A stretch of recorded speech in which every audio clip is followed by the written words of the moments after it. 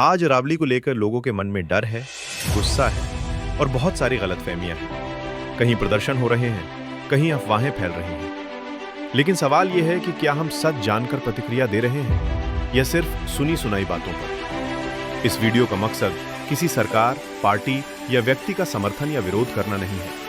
इसका उद्देश्य सिर्फ एक है, भ्रम को दूर करना और सही जानकारी देना। सबसे पहले यह समझना जरूरी है कि अरावली कोई साधारण पहाड़ नहीं है। अरावली दुनिया की सबसे पुरानी पर्वत श्रृंखलाओं में से एक है, जो लगभग 150 से 250 करोड़ साल पुरानी मानी जाती है। ये पहाड़ राजस्थान के लिए सिर्फ जमीन नहीं, बल्कि पानी, मौसम और जीवन का एक प्राकृतिक सुरक्षा कवच है। अगर अरावली सुरक्षित रही तो राजस्थान सुरक्षित रहेगा, और अगर अरावली नष्ट हुई तो मरुस्थल और आगे बढ़ेगा। अब बात करते हैं 100 मीटर रूल की, जिसे लेकर सबसे ज्यादा भ्रम फैलाया जा रहा है। बहुत से लोग ये मान रहे हैं कि 100 मीटर के ऊपर सब सुरक्षित है और 100 मीटर के नीचे सब कुछ अवैध या नष्ट कर दिया जाएगा। ये सोच पूरी तरह गलत है। 100 मीटर कोई खतरे की रेखा नहीं है, ना ही ये किसी जमीन को छीनने या तोड़ने का आदेश है। ये केवल एक बफर और रेगुलेशन जोन है, जिसका उद्देश्य भविष्य में होने वाली अवैध खनन, पहाड़ों की कटाई और अनियंत्रित निर्माण को रोकना है। 100 मीटर के नीचे होना गैर कानूनी होना नहीं है।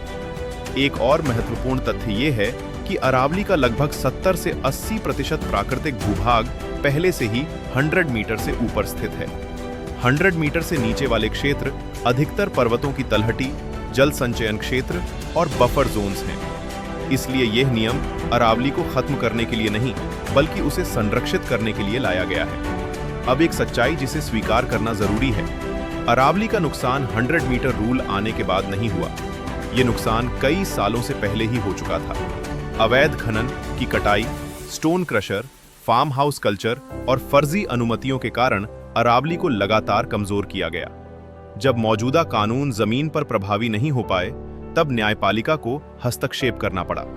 सुप्रीम कोर्ट ने यह कदम किसी को परेशान करने के लिए नहीं उठाया।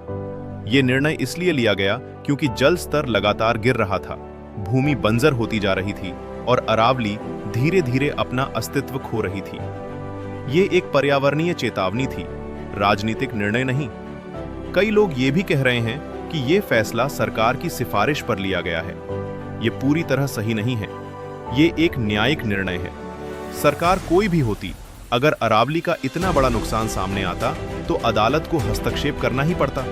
तो फिर विरोध क्यों हो रगाड़ है? विरोध इसलिए हो रहा है क्योंकि तकनीकी आदेशों को आसान भाषा में नहीं समझाया गया। मीडिया में 100 मीटर बैंड जैसे शब्द इस्तेमाल हुए और लोगों के मन में डर बैठ गया कि उनकी जमीन या घर खतरे में है। डर से निकला विरोध स्वाभाविक है, लेकिन सही जानकारी के बिना लिया गया निर्णय नुकसानदायक हो सकता है। आज जरूरत इस बात की है कि हम डर के बजाय समझदारी से सोचें। अरावली राजनीति का मुद्दा नहीं है। ये हमारे पानी, हमारी जमीन और आने वाली पीढ़ियों के भविष्य का सवाल है। इसलिए याद रखिए, 100 मीटर का नियम विनाश नहीं, सुधार है। ये रोक नहीं, सुरक्षा है। अगर अरावली बचेगी तो हम सब बचेंगे।